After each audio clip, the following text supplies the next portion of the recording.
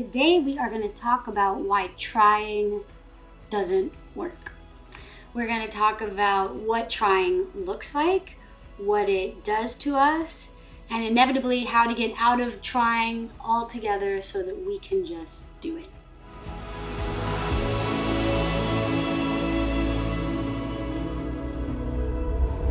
Okay, we're going to talk about trying.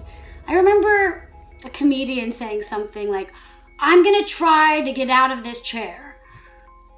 I'm trying. I can't remember how it went. It was basically saying, as long as you're trying, you're not doing it.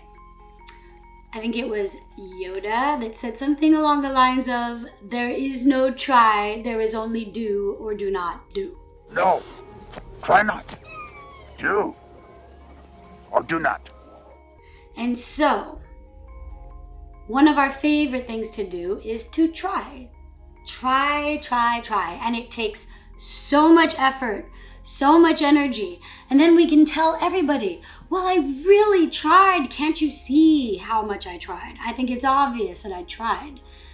Trying never works. And so here's an analogy that I want to give you that I think will paint a perfect picture for why it doesn't work. Imagine you're in a car and you have one foot on the gas and you have one foot on the brake and you're pressing down on both. So basically what is happening is you're exerting tons of energy and going nowhere.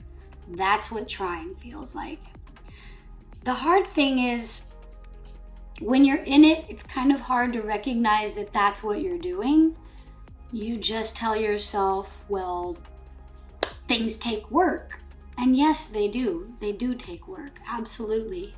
But when you're in the doing of it, you're not trying. And so you're not aware of how much work it takes. So I want to give you an image that I think will be helpful as far as two different approaches to take with what you are wanting to accomplish.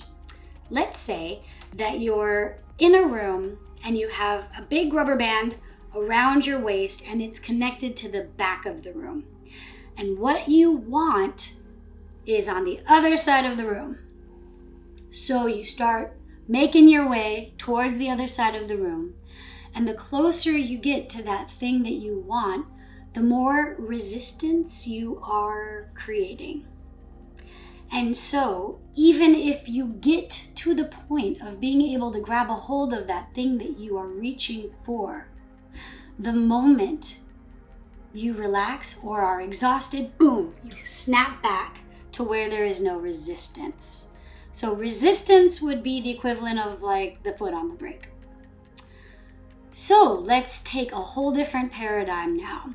You're in a room and there is no rubber band. You are free to walk to the front of the room. You are free to walk to the back of the room. That's the difference between doing and trying.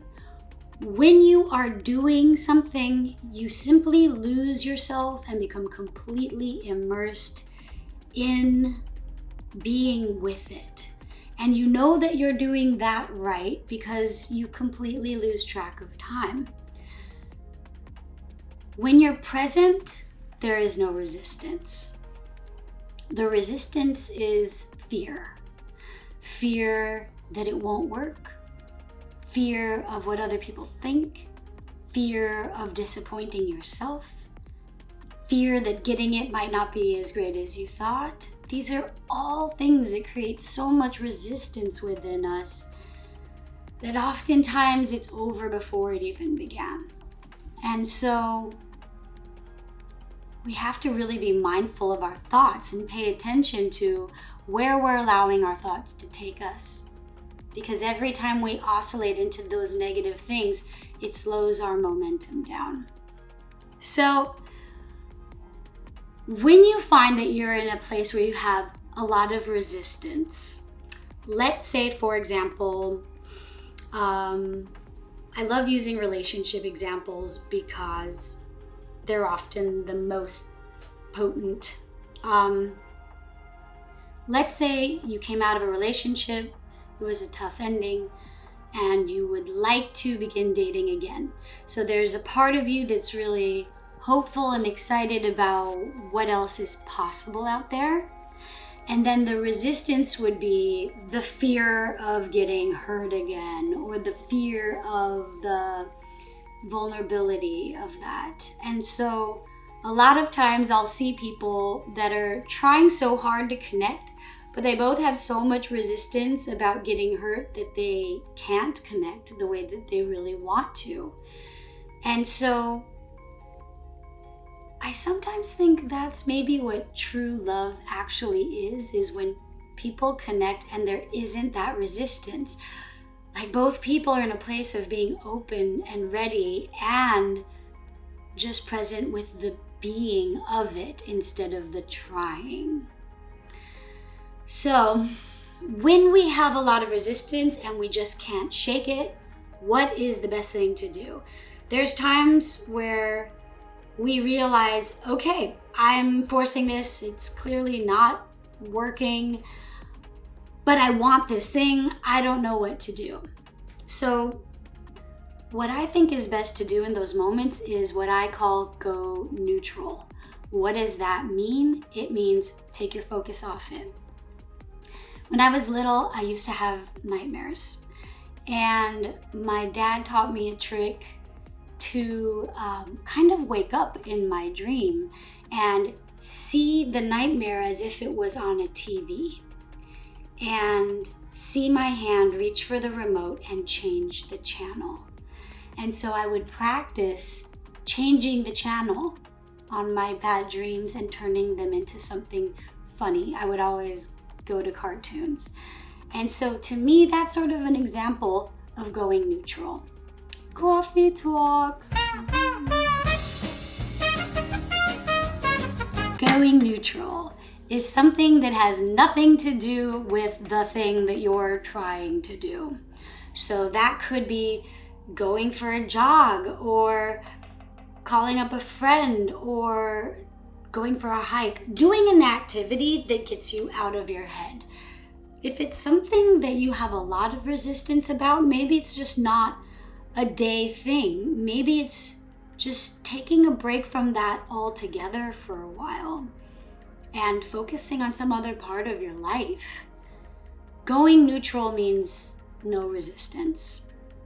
And what will happen is naturally the buoyancy of your spirit is gonna bring you back up to a place where you will then be in alignment with the things that you want, and not from a place of need and fear not to have, but from a place of that's just fun for me, or that's just who I am, or that's what feels natural and right to do. And so I really invite you to look inside at the things that you want the most and ask yourself, do I have as much resistance towards this as I do desire for it? And if you do, see if the best thing for you to do is to either go neutral and take your mind off it for a while, or if there's a way that you can get just so present in the doing or the being that you lose track of where you are in the attainment of it. Thank you so much. And also I wanted to say, if you have any questions or things that you would like to talk about, feel free to write them down. I want to start taking comments and see if we can open up more conversations going both ways. Thank you.